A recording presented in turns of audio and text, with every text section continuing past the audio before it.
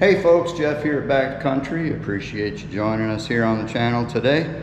If you've been following along, you know that, well, we're still going through our own little crisis here.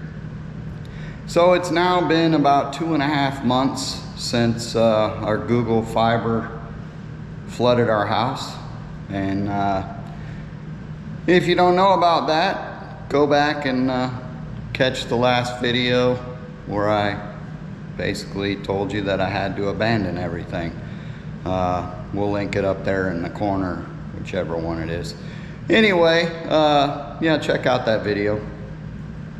It's been about 2.5 months since that happened, and let me show you where we're at. Just like in the last video, everything's the same. Everything is the same. So 2.5 months later, and you know, we're still the same. Why? Well, a lot of reasons, but here's the deal. So in this process, you know, the first thing that happens is the folks, you know, show up that want a piece of the pie. And believe me, everybody wants a piece of the pie. So you got the water mitigation folks that they show up, and you know, their job is to basically get the water all dried up, get everything tore out. And so that includes packing out the house. They pack up everything and put it into storage. They you know, use machines to vacuum up water or whatever when they, you know, in the beginning. Bring in dehumidifiers, bring in air scrubbers, HEPA filters, etc., and do everything to get all of the moisture out of everything. And then they do the demolition, which, you know, includes cutting off the base of all the sheetrock. Anything that has water damage or even came in contact with the water, they rip out, and you know, that's what got us to this point. Well, the insurance, of course, pays all of them for their work, and then we go into the next step of the insurance adjuster and the contractors have to both come in and they do their estimate. They look at all the damage, they look at what has to be redone, and they put together an estimate. And then once the estimate's done, the adjuster has done his estimate, the contractor's done his estimate, and then they have to negotiate to come to terms and basically agree on, you know, what has to be done. And that takes, for us, you know, that was actually fast. I mean, as soon as everything was packed out and all the demolition and everything was done, the contractor had already been in here, so he'd already been working on his estimate. Then our insurance adjuster, he actually came and they walked through together because they've worked together on many jobs, and so they were able to come to agreement on at least the baseline right out of the gate. But there's still a lot of things that need negotiated. For example, there was a cabinet here and there's a cabinet here. Well, the water only touched the bottom cabinet. The problem is this house was built in the early 80s, and so all of these cabinets were actually custom.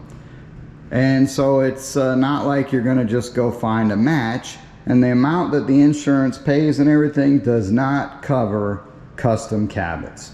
So bottom line is, we are not going to get the same quality as what we had, because these cabinets, I mean, they're solid wood.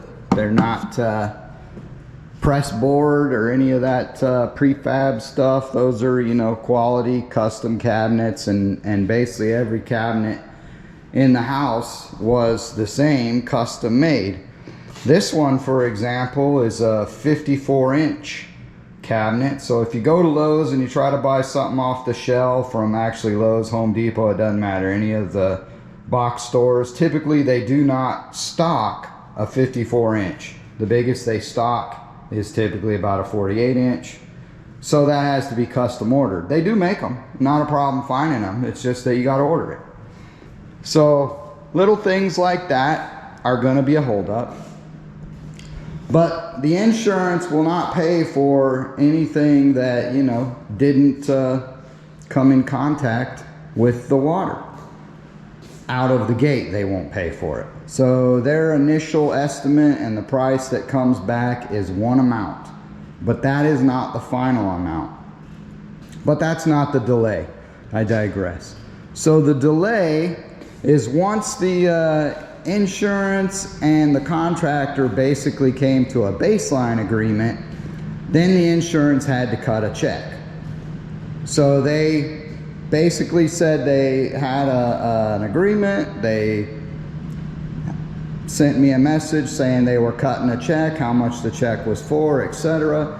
And I'll tell you, that check was just a little over $40,000. They also cut other checks for, I mean, literally, I want to say $33,000 to the water mitigation and the demolition. It was another $18,000 for the pack out. So they cut all those checks, and everybody got paid that has done any work so far, but the contractor won't start until he gets a good check up front so he can cover his labor and the expenses of buying materials, etc. Which, you know, you can't disagree with that. I don't blame him. I'd do the same. So anyway, it took, I guess, a week or two to get that check. Well, the problem is that this house still has a mortgage on it. So the check is basically released to us and to the mortgage company. So then you got to send the check to the mortgage company so that they can endorse their part of the check, and that puts them into the process, which they use another company that they contract to that takes that check. They basically cash it, and then they write another check for less than the total amount. And the reason they do that is because by withholding a slight portion of it, they force us to bring them in for an inspection to make sure that we're making the repairs, you know, to the same level or better that it originally was, which, okay, I get that. I'm not really complaining about that. But that process to get the check back from them took several weeks. And so, you know, I mailed the check, 3-day mail. They got it, but then it arrived on a weekend, and so then it, you know, took a few days for them to pick it up. They picked it up like on a Tuesday. Then for it to get processed, it didn't get processed for a few days, and then, you know, I don't know, another week or so before they finally cut a new check and mailed it out, and then we wait a week for the mail, and, you know, it just keeps adding up. So we've gotten the check, we've turned it over to the contractor, and so now in theory we're ready to get started. But, oh, there's been a major flood because of a hurricane in Florida, Tennessee, and North Carolina, you know, all over the place. Got hit by Hurricane Helene, and so the contractor and everybody left town to go deal with, our contractor went to Florida, and they've got several places that they're helping with there. So not necessarily a delay, but definitely another challenge. Don't know exactly when they're going to get in here. Hopefully in the next few days. In the meantime, I've been trying to do some work myself. Since this is all cut up, I've been making some improvements, basically working on our kitchen. So the kitchen, we're going to run into the same problem. So cabinets up top that aren't going to match the bottom, which means we got to do the whole bottom section, and then we got to go back and negotiate with the insurance company and say, you can't leave this not matching, etc. We need the money for the top too. That's unsatisfactory, blah, blah, blah. And then they will basically pay for it. So what am I doing in here? you know, I've been doing some different things. For example, this house has a water softener on it, and the water softener, they fail prematurely. And the reason they fail prematurely is because, well, I guess I'll show you the water softener and explain it. The person that installed it before, it was not, I don't believe it was professionally installed. I think it was installed by the homeowner. And he was, you know, a DIY guy that maybe didn't do everything up to, let's just say, my standard. So this right here is a drain line. So basically the water softener, it takes in water from the main line, it goes through the water softener, softens it, and then it goes and feeds into the house. And our cold water line feeds in here, and it feeds the water heater as well from there. So that ensures that the whole house is on soft water. Because in Texas, there's a lot of minerals in the water, so we have a water softener. It makes sure appliances last longer, etc. Anyway, in order for the system to recharge, it has to be able to flush the internal resin, and then it drains the salt water through this hose. Well, this hose ran through this wall and then up into the ceiling and up above into a vent pipe, and then that's where it drained out. The problem is that this is not meant to have back pressure on it. So that back pressure, just by flowing up those, you know, 4 or 5 feet that it flowed up, always created back pressure on the valves and everything inside the machines, and it was causing them to fail prematurely. So I wanted to fix that, and here you can see I've got a pipe there, and now the drain runs into that pipe right there and flows in, and I'll show you in the house where that flows into.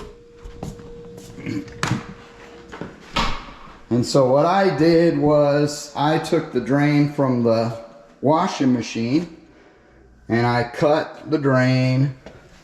I put a Sweepin 90 T in there, sanitary T, whatever they call it, and then I reduced it down to a 3/4 pipe, and I drilled some holes through the studs and ran that 3/4 pipe through and out the wall in that closet for the water heater, and that's how I created that drain.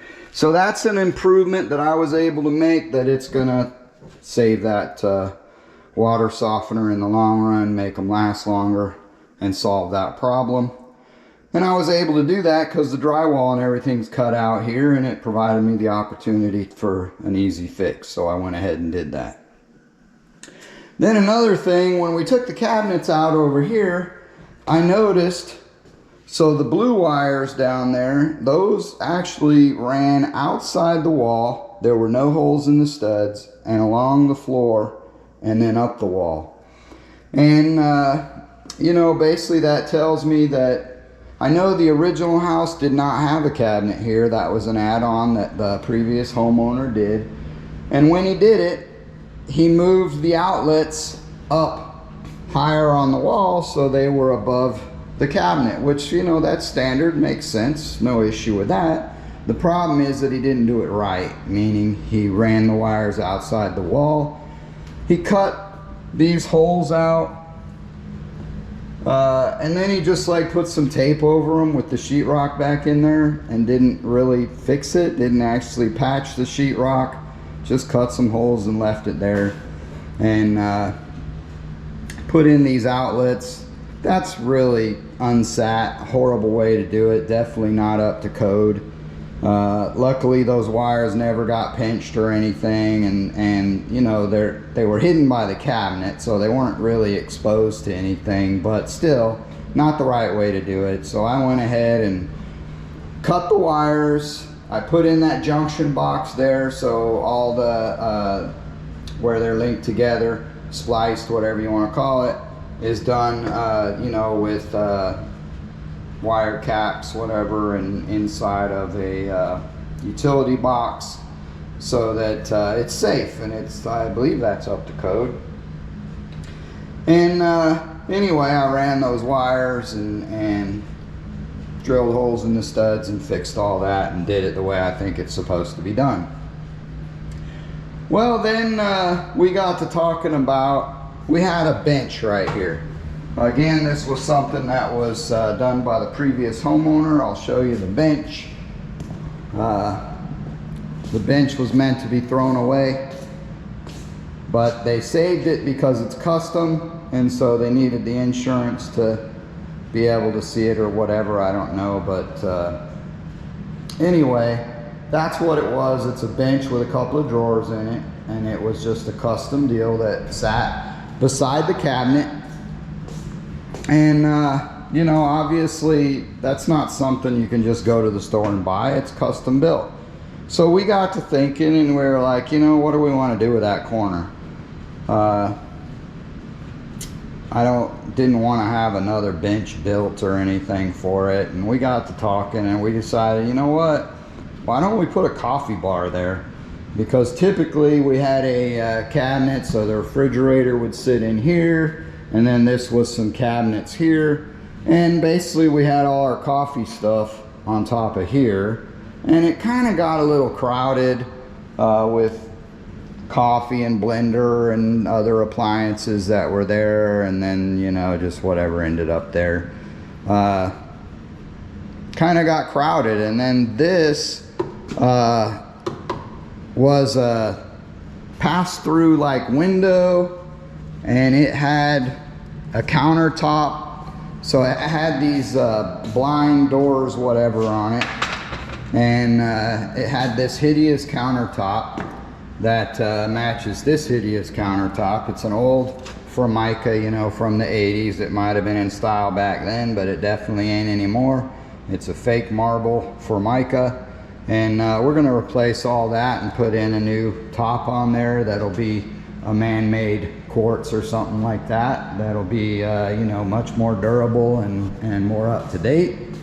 And we got to thinking, well, we don't want this window that way anymore. We never use it. It's just in the way. We do want the window there, but we don't want the countertop or any of those doors or anything. Just somewhere to collect dust and get in the way, whatever. We never used it. But the pass-through is nice. It's not that we pass anything through it, but it just creates kind of a more open concept. So we like that. So anyway, I tore all that out. It had a literal box frame around the sides and the top that where those doors were mounted on, and we decided let's just sheetrock it and close it in, you know, and not close it in, but I mean close around the studs, and just make it a sheetrocked opening that will look nice, but the only purpose it has is just to provide an opening. And so I went ahead and removed all that. So what I'm getting ready to do now is all the sheetrock work. I've got to put a piece of sheetrock here, and then sheetrock the lips all the way around, and then you know, once that's encased with sheetrock, then do the mud work and float tape, etc. So that's something I'm doing, because obviously that's not something the insurance is going to pay for. It wasn't part of the deal. So, you know, any upgrades I want to make, I got to do myself, and now's the time to do them while we're waiting on the contractors to get in here. Another thing we're going to do is this has those hideous popcorn ceilings, and we're going to get those ceilings all scraped and everything and take it down to just a smooth surface, because the popcorn is outdated and we don't want it. And so that's something we're going to get a contractor to come in. I don't want to do it myself, just don't feel up to it or want to deal with it. So we're going to hire somebody to come in and scrape all that and refinish the ceiling, you know, wherever it needs to be tape floated, etc. They'll clean everything up, and then it'll get painted. And you know, that's just another thing that we're going to do extra. Of course, in here, that wallpaper's coming down, everything's going to get repainted, etc. So that'll be nice. But we took out our lighting as well. This had an old box light, you know. It's basically a big wooden box that hang down like 6 inches from the ceiling, and then it had you know, some fluorescent lights inside of it, and it was dated from the 80s. I mean, this house was built in the 80s. So we're just kind of bringing it up to date. So I've got a patch I got to do in the ceiling there where I took down another light.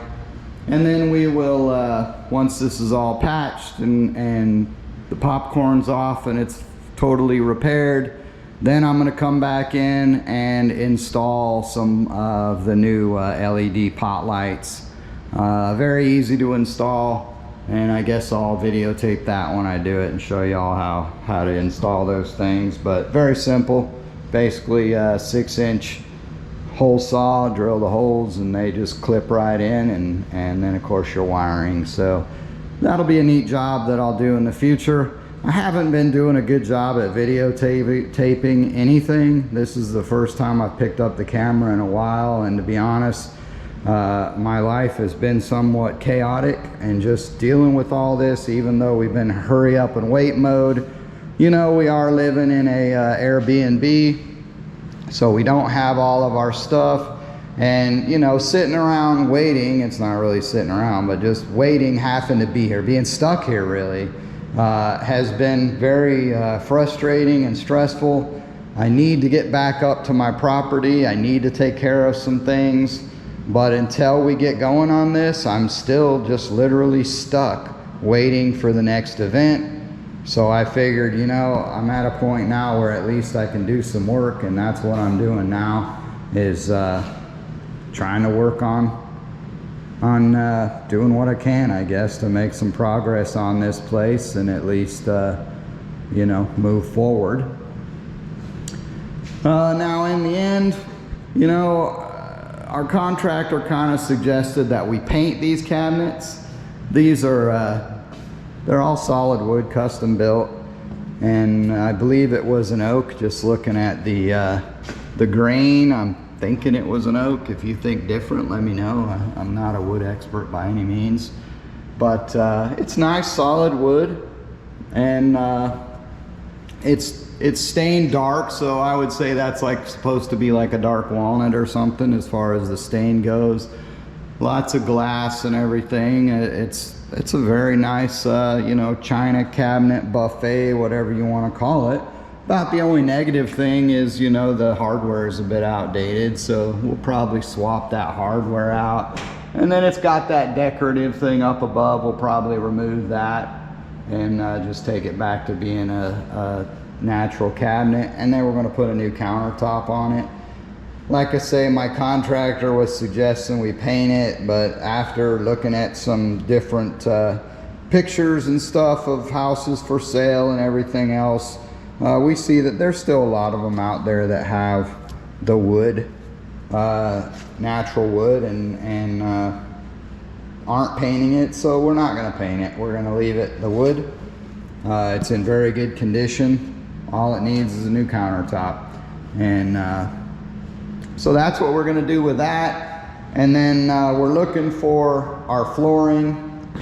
Basically the entire house other than the bathrooms is going to have all the same flooring. So we're looking at a laminate, you know, floating floor, and we're having a hard time agreeing on colors, I guess. Lorena's got her ideas, I got mine, and we're trying to find one that we can both agree on. So we found a couple that were, you know, maybe we agree, maybe we don't, I don't know. We'll have to make a decision on that soon. So here's just a little update. I finished my drywall work here, just closing this in. Still gonna prime it, and texture it, I imagine, but you know, it's not perfect. There's a few little minor imperfections, but if I just work on every little minor itty bitty imperfection that I can find, I'll be fine tuning this thing forever. Let me show you the other side. And here it is from the other side. So, you know, change the opening from having them hideous doors and framing and everything, box frame for the doors, etc., down to just wrapped in sheetrock. So still provides a nice opening pass through, but modernized it a bit. So there it is. Anyway, that's the update. That's where we're at. We appreciate y'all sticking with us and continuing to support our channel, even though we've been somewhat MIA. Not our intent. Definitely wasn't the plan. But, you know, like always, whatever comes at us, we're just going to roll with it and do the best we can to get through it like everybody else. That's kind of how life works, isn't it? So we'll continue working on this. Hopefully I'll get a little better at videotaping some things as I'm working on all this. And, you know, I've got some other videos I need to get edited and see if we can't get a few out there as well. But appreciate y'all. Take care. God bless. And we'll see you on the next one.